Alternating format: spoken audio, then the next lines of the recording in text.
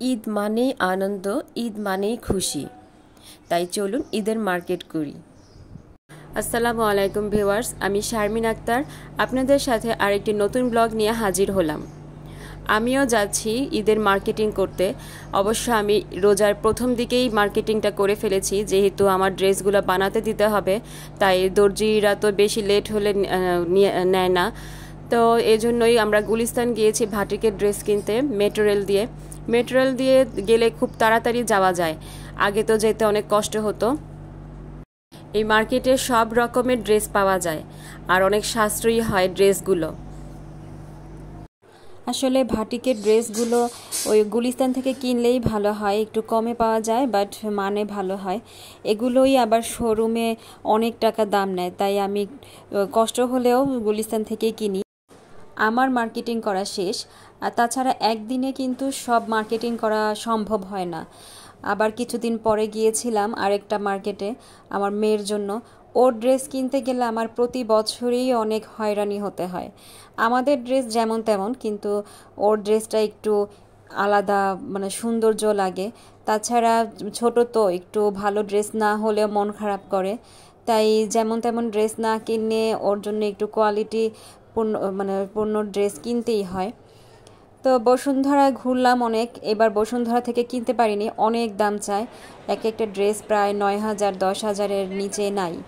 এত দাম দিয়ে ড্রেস কিনা আসলেই সম্ভব না আমাদের, যেহেতু আমার হাজব্যান্ডই শুধু ইনকাম করে, আমাদের কোনো ইনকামের সোর্স নাই।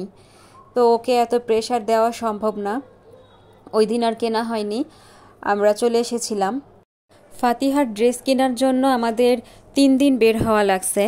ওর বাবা ইফতারির পরে বের হতে চায় না, কারণ তারাবির নামাজ আছে না, তারাবির নামাজটা বাদ দিতে চায় না। আর দিনের বেলা ছাড়া আমাদের সম্ভব না, তাই সময় করে একটু বের হতে হয়। তো একদিন রাতে বের হয়েছিলাম 10টার দিকে। 10টার দিকে বের হয়েছি, ওদের অফিসের সামনে মার্কেটে গেছিলাম, ওইখানেও অনেক দাম। মানে এবার ড্রেসের দামগুলো মনে হচ্ছে যে আমার কাছে একটু বেশি নিচ্ছে। মানে যেসব ড্রেসগুলো পছন্দ হচ্ছে সেগুলো অনেক দাম চাচ্ছে, আর যেগুলো একটু কম পছন্দ সেগুলোও 4,000 5,000-এর নিচে পাচ্ছি না। তো আমরা ওই দিনও অনেক ঘোরাঘুরি করলাম, অনেক রাত হয়ে গেছিল, 12টা 12:30 বাজছে।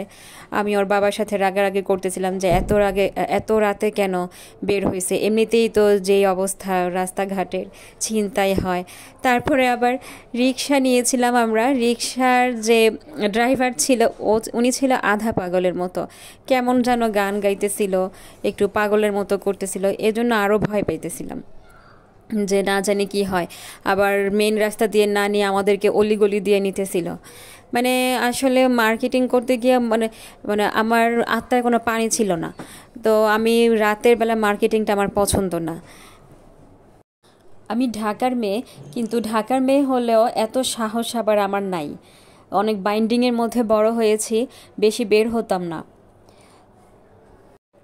যাই হোক, আমরা পাঞ্জাবির দোকানে আসছি পাঞ্জাবি দেখার জন্য, আমার শ্বশুর আর আমার আব্বার জন্য কিনবো। তো আমার 2টা পাঞ্জাবি ভালো লেগেছে, সাদা কালারের, আমরা 2টাই নিয়ে নিয়েছিলাম। আমাদের বাসার সামনেই তাঁতের মেলা বসছিল। তাঁতের মেলা হলেও এখানে অনেক ধরনের শাড়ি পাওয়া যায়, জামদানি শাড়ি, তাঁতের শাড়ি, তারপর কাতান শাড়ি। তো আমার শাশুড়ির জন্য ওর বাবা জামদানি শাড়ি নিয়ে নিয়েছিল। জামদানি শাড়িটা অনেক সুন্দর লেগেছে, আপনাদেরকে দেখাবো, আমার সাথেই থাকুন। শাড়িগুলোর কালেকশনগুলো অনেক সুন্দর সুন্দর। ওই যার দোকান থেকে কিনেছি উনি নিজের হাতে নাকি বুনে জামদানিগুলো। আলহামদুলিল্লাহ, আমরা ফাতিহার ড্রেস পেয়ে গিয়েছি। এখন আপনাদেরকে দেখাবো কি কি ড্রেস কিনেছি, আপনাদের সাথে শেয়ার করি আমি কি কি ঈদের মার্কেট করলাম। এটা হচ্ছে আমার ননদের, ওর 1 মাস হয়েছে, বাচ্চা হয়েছে, ননদের মেয়ের। তো ড্রেসটা কিনেছি, খুব ভালো লাগছে আমার কাছে ড্রেসটা, হালকা পিঙ্ক কালারের মধ্যে। এটা হচ্ছে আরেক ননদের মেয়ের। আমার 3টা ননদ, তো 3টা ননদের 3টাই মেয়ে। ওর বয়স হচ্ছে 6 মাস। এটা হচ্ছে হালকা পেস্ট কালারের মধ্যে, ওরা দুজনেই ফর্সা, তার জন্য এই হালকা কালারগুলো কিনলাম, ভালো লাগবে আমার যেটা মনে হচ্ছে।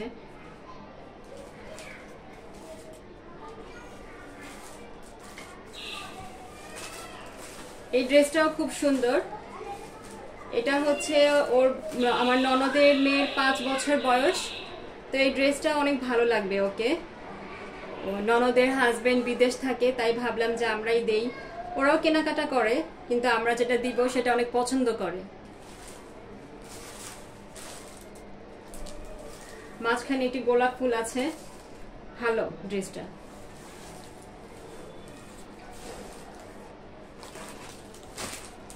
এটা আমার শাশুড়ির জন্য কিনেছি তাঁতমেলা থেকে, জামদানি শাড়ি। শাড়িটা অনেক সুন্দর,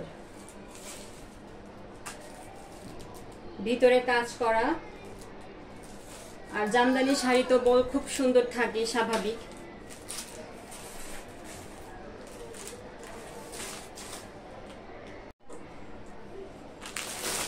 দুইটা পাঞ্জাবি সাদা, একই পাঞ্জাবি কিনেছি, আমার শ্বশুরের জন্য একটা আর আমার আব্বার জন্য একটা। ওনারা দুজনই সাদা পাঞ্জাবি পছন্দ করে, তো পাঞ্জাবিগুলোও ভালো, আমার কাছে ভালো লাগছে। মানে সব কালেকশনগুলোই আমার কাছে ভালো লাগছিল, তাই সাদা পাঞ্জাবি কিনে ফেললাম। সাদা তো শান্তির প্রতীক।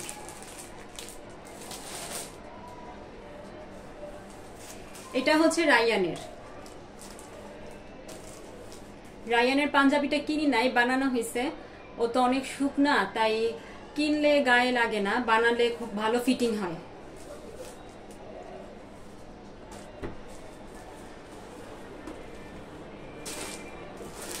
আর রায়ানের বাবা শুধু একটা পায়জামাই কিনেছে, ও আর কোনো কেনাকাটাই করে নাই, বলতেছে পরে কিনবে, আল্লাহ জানে পরে কিনে কিনা।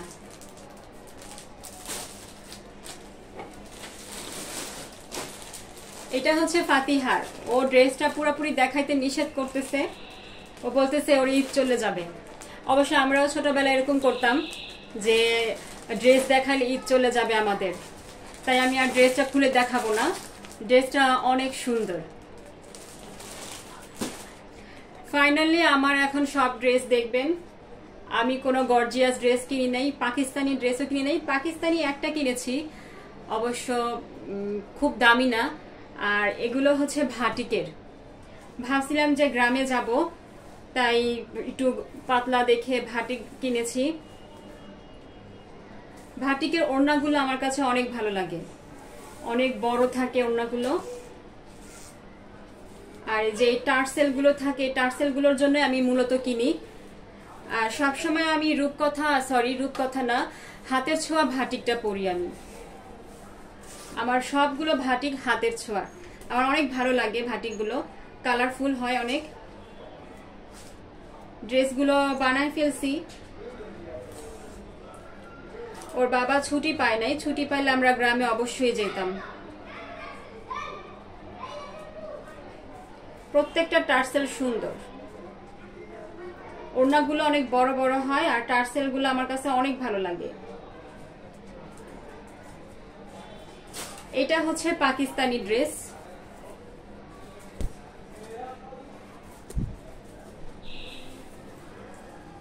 এই ড্রেসটা কিনেছি আমি, আশা করি ভালো লাগবে আমাকে। আসলে সাধ্যের মধ্যে যতটুকু সম্ভব ততটুকুই কিনেছি। ওর বাবাকে বেশি প্রেশার দেই না কখনোই। ভিডিওটি ভালো লাগলে আমার চ্যানেলটি সাবস্ক্রাইব করুন। আরো অনেক অনেক মার্কেটিং বাকি আছে।